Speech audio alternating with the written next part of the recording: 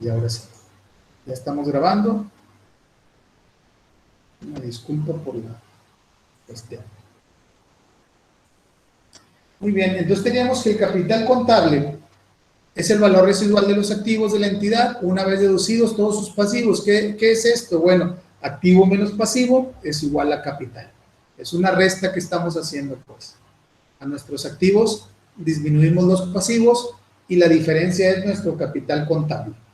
Y vamos a ver más adelante que hay algunos tipos de capital, no en cuanto a la contabilidad, sino, sin embargo, como definiciones propias de capital. Pero eso ahorita lo vemos. ¿Qué entidades utilizan el patrimonio contable? Bueno, se utiliza para entidades no lucrativas. ¿Se acuerdan que lo vimos en el capítulo número 1 de nociones preliminares? De acuerdo a la finalidad, cómo se clasificaban las entidades en este caso, o las empresas. Bueno, pues en este caso hablamos de entidades no lucrativas cuando utilizamos el patrimonio contable. Aquí no se llama capital contable. Capital contable es para empresas con fines de lucro, y para empresas sin fines de lucro o entidades no lucrativas usamos el término patrimonio contable. Por ejemplo, ¿quiénes tienen un patrimonio contable? Pues hablamos de Cáritas, aquí en Nuevo León, hablamos de Teletón, hablamos de algunas organizaciones civiles que ayudan a las personas en situaciones vulnerables. Y el capital contable, pues obviamente sería la contraparte, se utiliza para entidades lucrativas como Coca-Cola Company, como Bimbo, Televisa, Banorte, Cemex, Liverpool y todas las empresas que ustedes puedan imaginar y conozcan. Muy bien, ¿qué es el capital contable o patrimonio contable?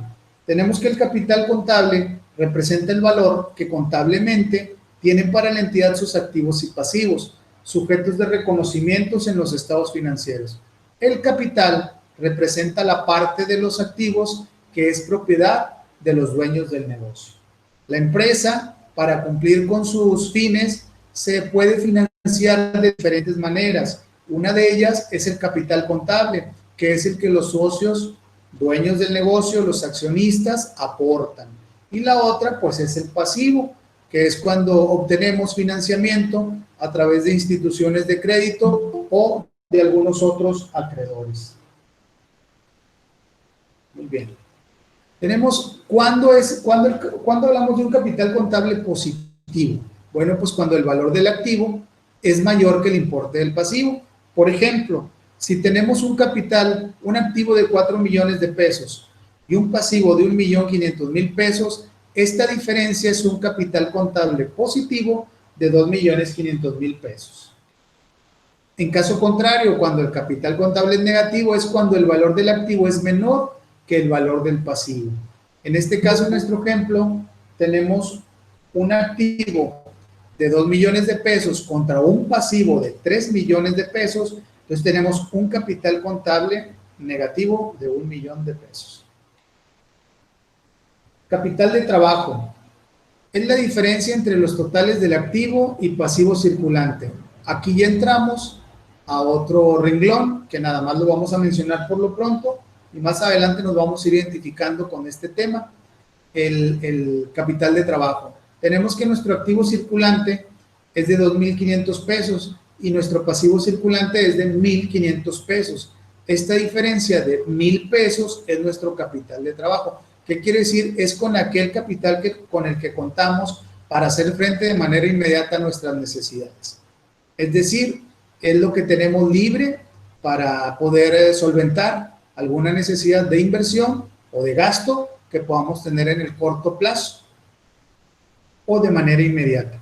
Y tenemos que definido es la cantidad necesaria de recursos para que una empresa o institución financiera pueda realizar sus operaciones con normalidad. Es decir, los activos para que una compañía sea capaz de hacer sus funciones y actividades en el corto plazo.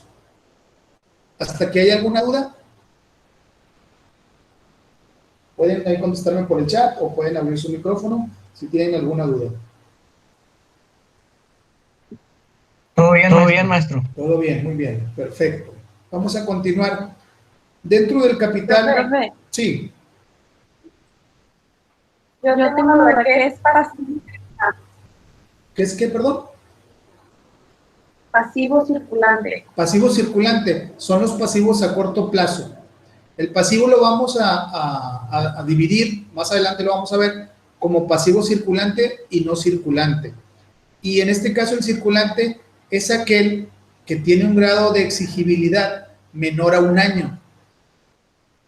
Y el activo circulante es aquel que tiene que puede realizarse en un periodo también menor a 1 año. En este caso, se llaman circulantes porque en teoría es el que podemos a corto plazo, en este caso del activo, hacerlo efectivo, convertirlo a efectivo o equivalentes de efectivo. Y el pasivo a corto plazo o circulante es el que nos puede exigir nuestro acreedor en el corto plazo.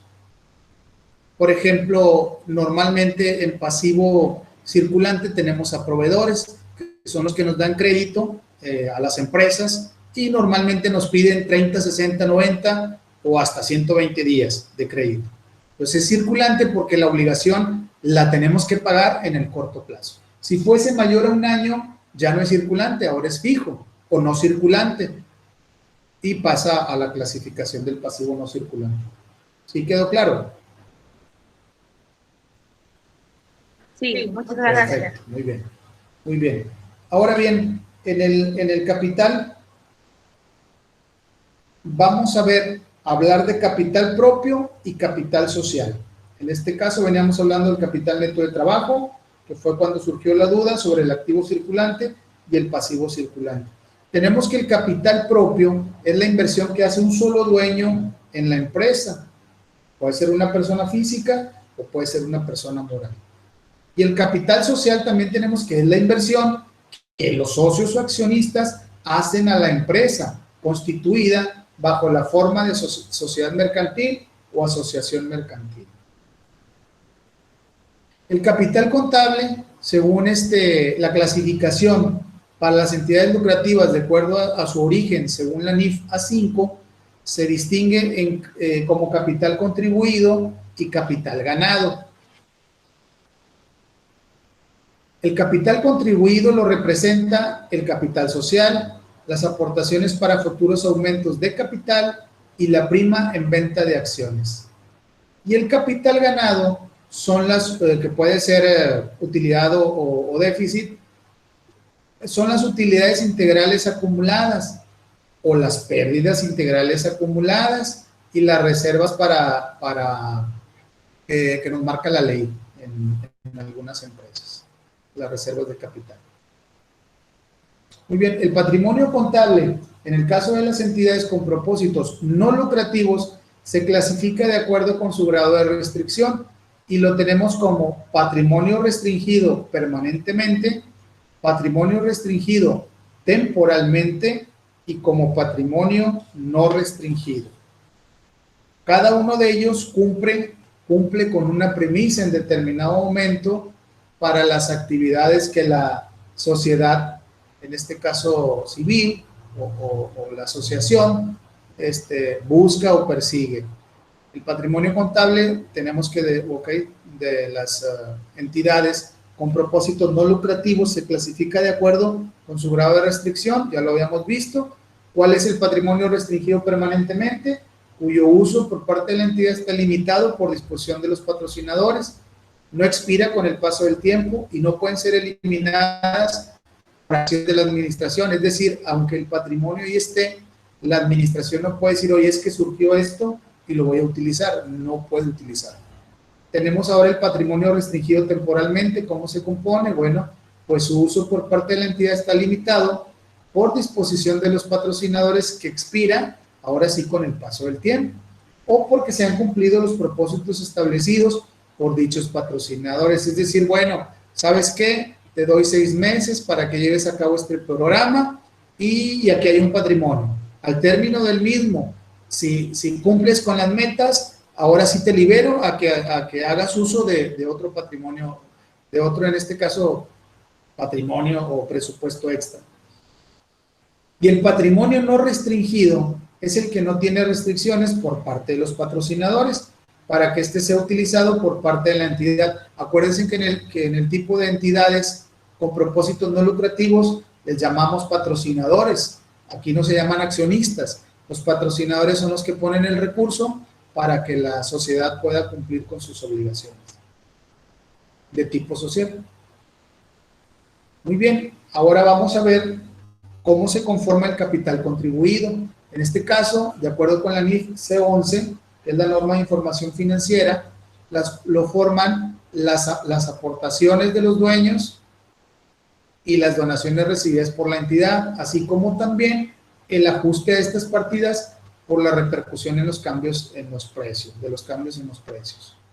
Es decir, por actualizar aquellas cantidades. El capital ganado, que de esto también nos habla la norma de información financiera C11, nos dice que corresponde al resultado de las actividades operativas de la entidad y de los otros eventos o circunstancias que la afecten. Es decir, si hubo utilidades en el ejercicio, bueno, pues van a formar parte de este capital ganado. Muy bien, ¿qué conceptos incluye comúnmente el capital contable? El capital contable comúnmente incluye lo que es el capital contribuido y el capital ganado, que es de lo que estamos platicando, y el capital contribuido, pues bueno, es el capital social, son las aportaciones para futuros aumentos de capital y la prima en venta de acciones. Y el capital ganado, pues son las utilidades retenidas, incluso las de reserva legal, las pérdidas acumuladas también forman parte de este capital ganado y el exceso o insuficiencia de en la actualización del capital contable. Muy bien, es todo lo que vamos a ver del tema de hoy. Vamos a pasar ahora a hacer unos pequeños ejercicios. En la página 27 de su libro, quienes lo tengan, vamos a hacer 5 ejercicios muy pequeños que vienen al final. Aquí está el cuestionario, les recomiendo que lo contesten, aunque no vamos a entregarlo, pues sí serviría de mucho que ustedes lo contestaran para que vean, ahí pongan a prueba su capacidad de conocimiento del tema. Vamos a ver, los espero a que vean su libro, los que lo puedan ver, me confirman por favor, es la misma página, la 27.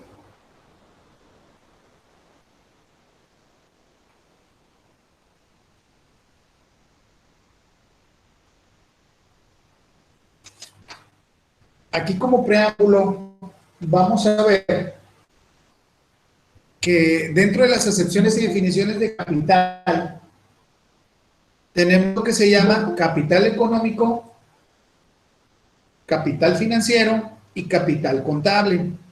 El capital económico tenemos que es uno de los factores de la producción y está representado por el conjunto de bienes necesarios para producir riqueza. Por ejemplo, nos da el libro el ejemplo de un carpintero. Sus herramientas de trabajo constituyen su capital económico, porque sin ellas pues no puede hacer productivo su trabajo. En el caso de un agricultor, pues es su maquinaria y demás implementos agrícolas que forman su capital, por ser indispensables para labrar la tierra, cosechar, etc. En el caso del capital financiero, tenemos que es el dinero que se invierte para que produzca una renta o un interés. Por ejemplo, cuando un inversionista adquiere acciones de determinada empresa con la finalidad de obtener utilidades, el valor de sus acciones constituye su capital financiero, porque sin estas acciones no puede recibir o percibir dividendos. Capital financiero también es el dinero que invierten, por ejemplo, los bancos o las instituciones bancarias, como las SOFOMES, en las prestaciones que otorgan a sus clientes, dinero por el cual cobran intereses y obtienen una utilidad. Y por último, el capital contable, que es el que estamos nosotros ahorita viendo, es la diferencia aritmética entre el valor de todos los bienes y derechos de la entidad y el total de todas sus deudas y obligaciones. Por ejemplo, si una entidad tiene efectivo, mercancías, mobiliario y terrenos por un total de 5 millones de pesos y documentos por pagar por 1 millón de pesos, su valor contable es la diferencia entre sus activos y sus pasivos. 5 millones menos 1 millón, pues bueno, son 4 millones de pesos.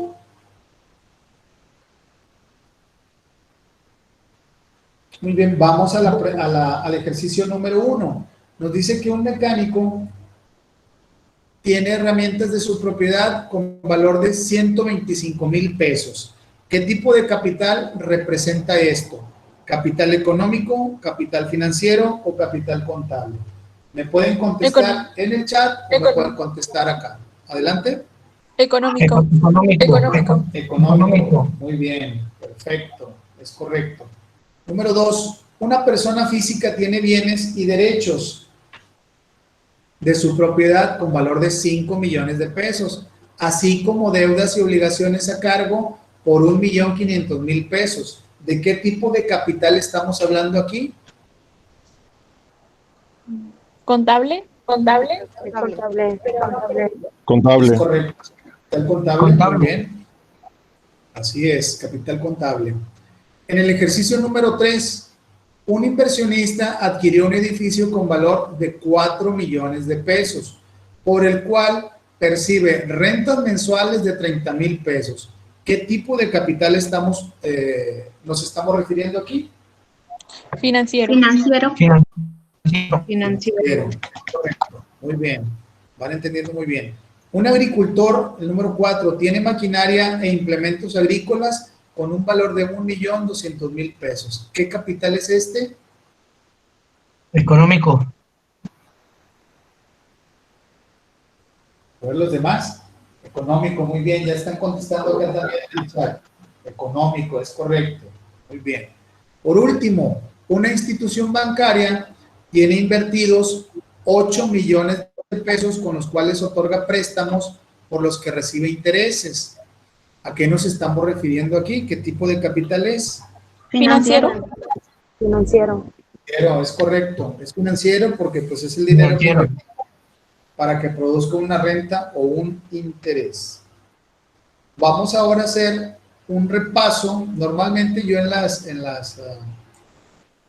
clases me gusta hacer un repaso al final con lo que en este caso el autor nos presenta como apoyo o utilidad.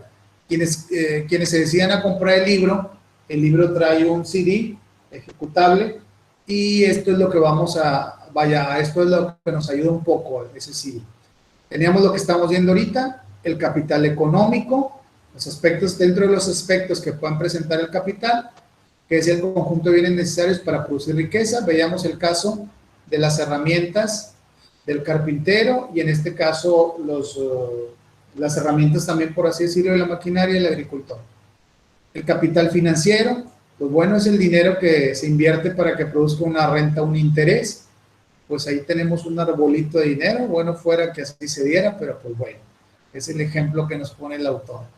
Y por último, el capital contable, que es lo que nos interesa en nuestra clase, que es la diferencia aritmética entre el valor de todos los bienes y derechos de la entidad y el total y derechos de la entidad contra el total de sus deudas y obligaciones. En este caso, activo menos pasivo es igual a capital contable.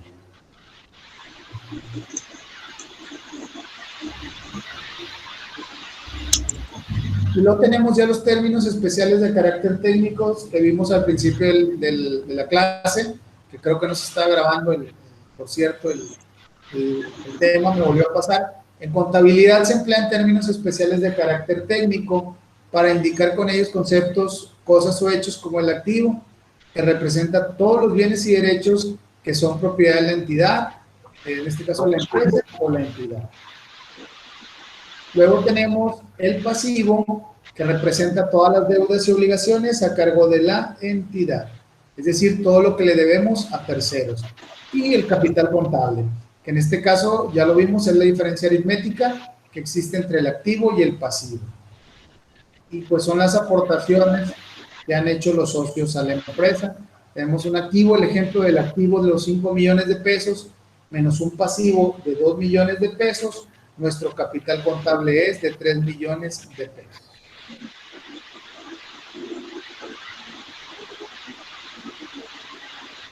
Muy bien, ahora pues bueno, vienen las soluciones a los ejercicios del libro, que ya los vimos. En este caso, pues bueno, el primero era capital económico, el segundo era el capital contable, tercero capital financiero, el cuarto era el capital económico y por último el quinto era el capital financiero. En sí, este es nuestro tema del día de hoy. Si hay alguna duda o algún comentario, con toda confianza, lo podemos ver.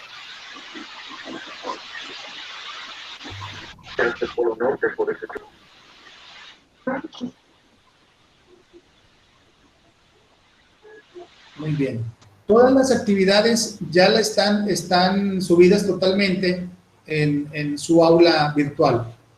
Hay foros, hay actividades, hay cuestionarios que van a contestar, hay actividades que van a presentar. Sin embargo, les recomiendo que estén las fechas de inicio y cuándo cargar las actividades, sobre todo en los foros. A ver, hay una pregunta con la tarea. Dice, ¿la tarea de PowerPoint le pongo el formato que queremos? Sí, es libre. ¿Podemos cambiar la letra? Sí, las especificaciones que tenemos ahí de la letra que van a utilizar es para cuando hagan actividades en PowerPoint. Digo, en Word, perdón. Actividades en Word. En PowerPoint, pues obviamente ustedes ya de acuerdo a su imaginación, de acuerdo a lo que ustedes quieran proponer en las presentaciones, lo pueden hacer. Pues ya vieron mi presentación, es muy sencilla.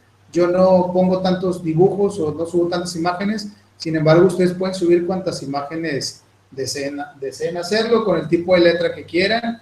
Pueden ser interactivas sus presentaciones, también está muy bien. Les decía que respetáramos las fechas en las que tenemos nuestras actividades.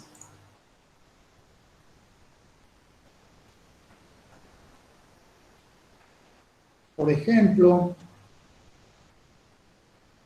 vamos a ver la actividad número 1. Bueno, la número 2, perdón, que es la que estamos viendo. Bueno, la fecha, normalmente el encabezado de nuestras aulas es este. Viene la actividad, de qué va a tratar el tema, viene el tema principal, viene el objetivo, cuál es nuestro objetivo que perseguimos, tenemos cuándo vamos a tener nuestra sesión síncrona, normalmente son los lunes a las 6 de la tarde. Alguien me hizo el comentario que querían cambiarla a las 7 de la tarde, sin embargo para mí no es posible por otras actividades también académicas que ya tengo. La situación es que también debemos de presentar la sesión síncrona. Una vez que yo termino con ustedes, dejo de grabar y lo que hago es subirla a mi Drive, luego pasarla a YouTube y subo el link aquí a la sesión síncrona. Ahorita si ustedes entran a este link, los va a ir directamente a esta clase que estamos teniendo en vivo. Sin embargo, una vez que termina, yo lo que hago es que modifico el link y ya sube automáticamente el video en PowerPoint para que ustedes lo puedan ver. Y una de las instrucciones de nuestra coordinación académica es que quede el mismo día, en este caso la presentación. Y a veces, desgraciadamente, se satura tanto el sistema y la red que se tarda mucho en darnos el link o la liga. Entonces, pues ya termino ya muy tarde, la verdad. Y como estoy desde la oficina, por el uso del internet se me complica un poquito. Entonces les decía, si ustedes revisan toda su aula en general, todas sus actividades ya están precargadas. Lo único que les pido es que respeten la fecha en la que deben de presentarlo. Pueden ir avanzando en lo que ustedes gusten hacer. Por ejemplo, aquí el foro. Bueno, pues el foro ya trae una fecha en la que ustedes van a comenzar a participar, que fue a partir de hoy a las 12 horas. Y cierra el día 4 de octubre a las 23:55. Entonces, sería la única cuestión que ustedes respetaran esas fechas, pero pueden ir avanzando si ustedes gustan. Por ejemplo, este tema es un tema muy pequeño y es un tema con el cual, pues bueno, a lo mejor ya hacen su actividad y pueden en determinado momento ir avanzando con la siguiente actividad. Normalmente, aquí en recursos, si vamos al capítulo anterior, les puse esta actualización de leyes y reglamentos, porque algunos de ustedes, no entendí si vamos a hablar del capítulo 2. Sí, lo que pasa es que capital activo y pasivo nos estamos refiriendo a balance. Hay una pregunta de Fátima sobre el foro. vamos a hablar del capítulo 2, es capital activo y pasivo. A final de cuentas, estos son representados en el balance general. Entonces, ¿por qué es importante para ustedes el conocer estos términos y obviamente conocer el balance general? Que ahorita lo estamos conociendo de una manera nada más, en este caso, por medio de los conceptos que lo integran. Les decía que, por ejemplo, muchos de ustedes tienen o traen la edición número 22 del libro. ¿Una duda? ¿Dónde puede ver la sesión síncrona número 1? Si tú te vas aquí a nociones preliminares en tu aula y te fijas que ya está la sesión síncrona 1, le das clic y en automático te lleva a la grabación. Por eso les decía que hacerlo más tarde ya a mí se me complica, porque si ponemos la sesión 7 u 8 de la noche, ya la verdad no me dan los tiempos para trasladarme hasta mi casa y no alcanzo ni a grabarla ni a subirla. Entonces, pues la idea es que quien no puede estar en la sesión en vivo, bueno, pues sí puede verla ese mismo día, en un par de horas más, a más tardar, siempre y cuando la misma red nos permita subirla. Entonces les decía que, por ejemplo, en el capítulo anterior, en nociones preliminares, yo les subí esta actualización de leyes y reglamentos, porque muchos de ustedes traen la versión número, o la edición número 22 del libro. Y esta versión, pues algunos, digo, es de 2008, entonces muchas leyes y reglamentos ya se modificaron, ya se cambiaron. Entonces, si ustedes le dan clic, en automático los va a llevar a abrir el documento. Por ejemplo, vamos a ver actualizadas, en este caso, las leyes a las que se refieren sobre las disposiciones legales para llevar la contabilidad, que nos dice la ley del impuesto sobre la renta, título 2, capítulo 9, en las obligaciones de las personas morales. Entonces nos dice en el artículo 76, en el primer párrafo, o en el inciso I, 1, llevar la contabilidad de conformidad con el Código Fiscal de la Federación, su reglamento y el reglamento de esta ley, y efectuar los registros en la misma. Por ejemplo, el Código Fiscal de la Federación, que nos dice en el título 2 de los derechos y obligaciones de los contribuyentes, en el capítulo único, en el artículo 28, las personas que de acuerdo con las disposiciones fiscales estén obligadas a llevar contabilidad estarán en lo siguiente, y nos da una serie de supuestos de cómo debemos llevar nuestra contabilidad, desde cómo se integran los requisitos de los registros de asientos contables. Hay multas por no hacer los asientos y registros contables o no hacerlos correctamente, desde la contabilidad en medios electrónicos, que es ahorita lo actual, ¿no? Y la información contable mensual que se debe presentar al SAT. Entonces, si se fijan, el libro puede a lo mejor traer otros artículos o puede omitir algunos cambios que se hicieron, obviamente, actualizados a esta fecha, ¿no? Esto está actualizado al 1 de enero del 2020. Dice, documentos e información, por ejemplo, el reglamento del Código Fiscal de la Federación nos obliga en el capítulo 4 sobre la contabilidad, con documentos e información que integran la contabilidad y cómo deben de ser los registros contables. Y el artículo 33 nos señala una serie de requisitos que los documentos y la información que va a integrar la documentación, cómo debe de ser y qué es lo que debemos de tener en nuestra contabilidad para cuando ustedes como administradores hagan alguna revisión o alguna auditoría en el transcurso del ejercicio fiscal, pues sepan con qué deben de contar en determinado momento, sepan qué pedirle a su contador o a su área contable, que todo esté en orden para en el determinado caso de que reciban una visita de la autoridad de inspección, pues todo esté en orden y no tengan ningún problema en sus revisiones. Entonces tenemos cómo deben de ser, por ejemplo, los registros o asientos contables, que los vamos a ver más adelante también. Y en sí tenemos cómo es que debemos de cumplir con toda la normatividad que la Secretaría de Hacienda y Crédito Público a través del sistema de administración tributaria nos obliga. Y por último, por ejemplo, también tenemos que en la ley del impuesto al valor agregado, en el capítulo 7º de las obligaciones de los contribuyentes, en el artículo 32, nos obliga o nos dice que los obligados al pago de este impuesto y las personas que realicen los actos o actividades a que se refiere el artículo 2A, tienen además de las obligaciones señaladas en otros artículos de esta ley, lo siguiente, y el primero es llevar contabilidad de acuerdo con el Código Fiscal de la Federación y su reglamento. Y todo esto parte pues de la obligación que tenemos como ciudadanos de contribuir de una manera justa y equitativa ¿cómo se llama? Al mantenimiento, al sostenimiento, en este caso de nuestro gobierno y de nuestra nación. Toda esta información, por ejemplo, yo la tomé de la Cámara de Diputados, a través de la Secretaría General de Servicios Parlamentarios, en la última reforma al Diario Oficial de la Federación del 9 de diciembre de 2019, vigente actualmente. Aquí estamos cumpliendo, alguien preguntaba por él por normas APA. Bueno, estamos cumpliendo con las normas APA. ¿Qué duda tienes, Vanessa, con las normas? Si puedes abrir tu micrófono o si quieres escribirlo aquí, pues adelante.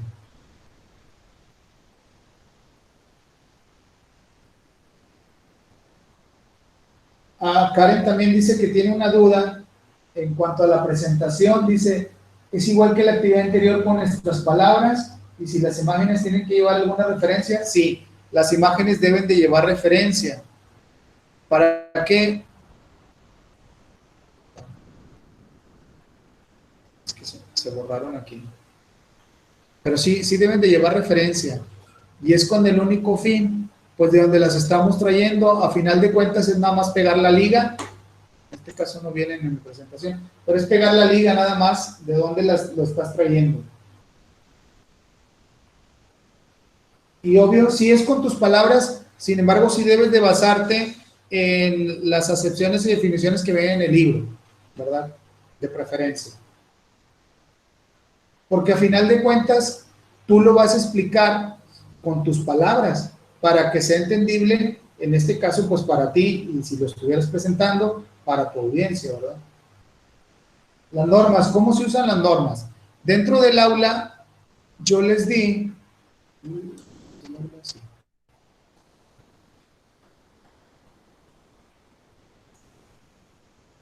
Yo les di en los recursos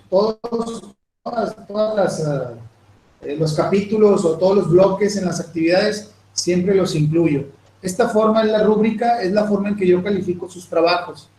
La portada vale una puntuación, la introducción vale una puntuación, el desarrollo del tema también, la conclusión y las referencias. A esto nos referimos cuando hablamos de normas APA. Pues tenemos este archivito, ustedes lo pueden abrir, le dan clic y en automático les va a abrir las normas APA.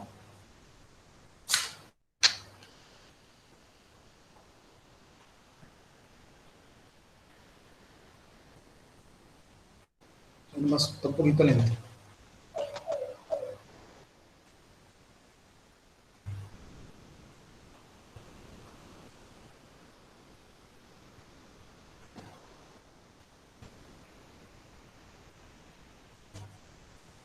Maestro, la presentación debe de tener introducción, conclusión y todo. No es necesario. Si la quieren poner, adelante, porque a final de cuentas es parte del trabajo. Sin embargo, no es necesario porque es una presentación. Pero pues yo creo que sí sería conveniente que sí se la pusiera. Para darme yo una idea de qué se trata. De yo poder darme una idea de cuál es el nivel de aprendizaje que ustedes obtuvieron al leer el libro. Y con sus palabras ustedes me explican qué fue lo que entendieron, porque a veces en la conclusión se ponen a copiar todos los renglones del libro, entonces pues no se trata de eso. Se trata de que ustedes con sus palabras me digan qué entendieron. Mira, estas son las normas APA, son normas internacionales donde nosotros a final de cuentas esta asociación internacional nos ayuda a poder darle el valor a quien hizo su trabajo, a no hacer copia, a no hacer copy-paste, y las normas te van diciendo dentro de lo que cabe, por ejemplo, una cita que hagas, si pasa de tantas palabras o si son menos, cómo la debes de mencionar. En este caso, por ejemplo, dentro del parafraseo, tú pones el nombre del autor, pones la página, pones de dónde estás trayendo la información. Cuando usas menos de 40 palabras, cuando usas más, bueno, pues ya aquí vas poniendo entre comillas que quieres mencionar una determinada frase del autor dentro de lo que tú estás trabajando. Bueno, pues pones el apellido del autor, pones el año de la edición del libro y pones la página. Y cuando son más de 40 palabras, pues ya lo que haces, lo vas a mencionar al final de la frase citada. Si te fijas, cuando son menos de 40 palabras, dentro del mismo texto que estás trabajando, uses la referencia, pues. Y así te vas en determinado momento viendo todos los ejemplos. Cuando mencionas algunos números de autores, por ejemplo, aquí ya te da la propuesta de cómo debes de hacerlos.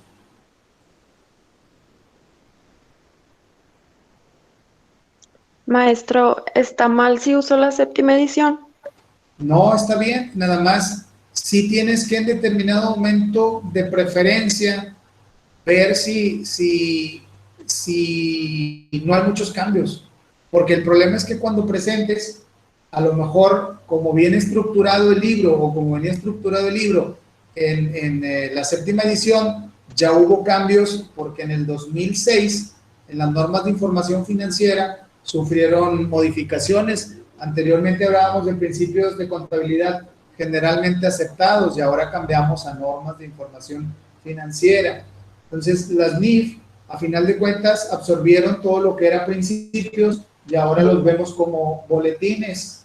Digo, antes eran boletines, ahora los vemos como normas y como boletines.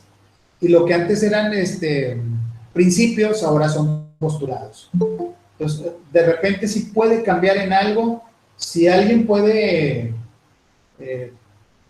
hicieron un grupo de WhatsApp, tengo entendido, y ahí se compartieron la edición 22, compartieron la liga. Pues si alguien se la puede compartir a la compañera, pues mucho mejor. Digo, no sé qué tan cambiada la séptima Maestro, edición para la 22. No, es que yo me refiero a las normas APA, o sea, sexta y séptima edición. Ok. Sí, o sea, Sí, se puede usar la más estas son las reciente. ediciones, sí, puedes usar la séptima. Ah, Estas son las con las que trabajamos desde el tetra anterior. Pues yo no las he modificado, pero igual voy a tratar de hacerlo.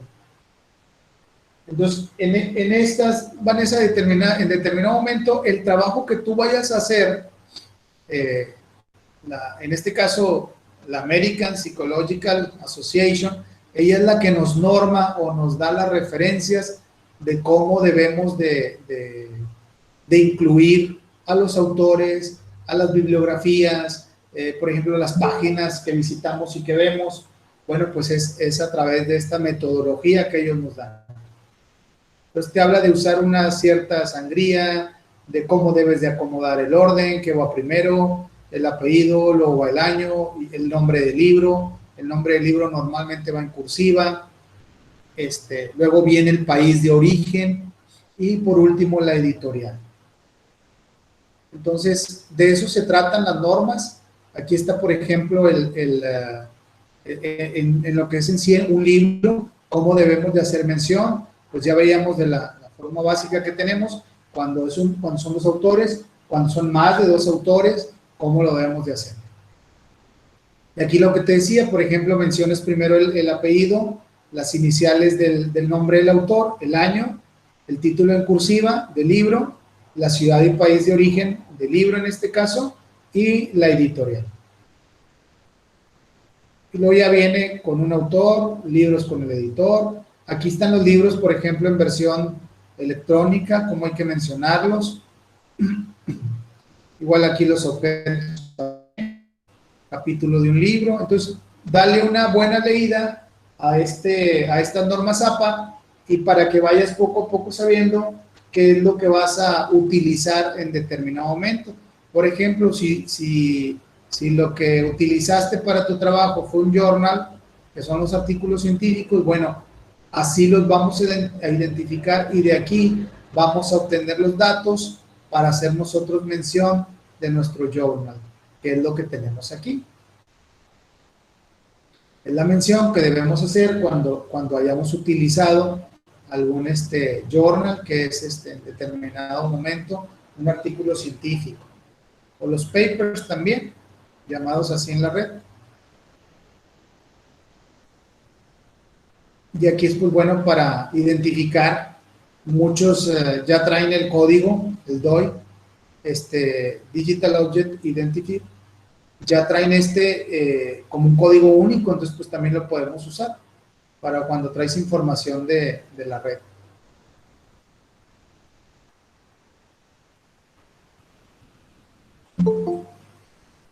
Pues sí se trata de leer un poquito, de ir leyendo un poquito, en este caso, cada una de las fuentes de donde obtenemos información para nuestros trabajos. De eso se trata, en este caso, las normas APA, ¿verdad? No sé si quedó claro, Vanessa. Es un poquito largo, pues bueno, hay que leerlo, no te lo tienes que aprender todo de memoria. La idea es que lo que vayamos haciendo sí vaya teniendo ahí el reconocimiento, ¿verdad?, para quien lo hizo. Y pues como nosotros decimos, decir no al plagio es desde no traernos cosas que no son nuestras y hacerlas pasar como nuestras, y pues obvio también no copiar nuestros trabajos, ¿verdad?, ni pasárselos a nuestros compañeros. No sé si quedó alguna otra duda.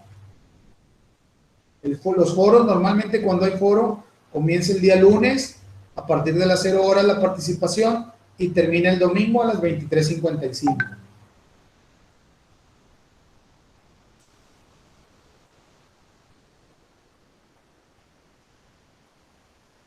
Muy bien. Pues bueno, si no hay otra duda, yo creo que con eso damos por concluida nuestra clase. Maestro, Ajá. ¿puedo usar el libro de la 30 edición? Sí, de hecho, yo el que traigo conmigo, no recuerdo si es la 29 o la 30. No, si es la 30. Es la 30, lo compré al iniciar el año. No es mucha la diferencia que trae contra las ediciones de, por ejemplo, la 22, salvo las actualizaciones que les di, porque la 22 trae otros articulados en las leyes. Sin embargo, esos no son para efecto de examen. Pero sí pueden usar la 30, pueden comprarlo ya sea de manera impresa o en medios electrónicos. Tengo entendido que sí hay en existencia. Pregunta Yamilet que a partir de cuándo queda la sesión síncrona en la plataforma. A partir de hoy, en un par de horas terminando, debe de quedar si nos lo permite la red, ¿verdad?, y la plataforma. Otra vez la misma pregunta, Miriam. Sí, se queda grabada. Les decía ahorita que normalmente cuando ustedes van a entrar a su aula y a la sesión, ustedes entran a través de este link que yo les doy. Bueno, yo la modifico al momento de que si tú entras, en automático te trae si está en vivo la sesión, te trae a la sesión.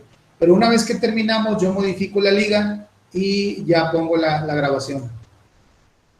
Pues van a poder entrar pues a la hora que ustedes gusten y verlo cuantas veces sea necesario. ¿Alguna otra duda?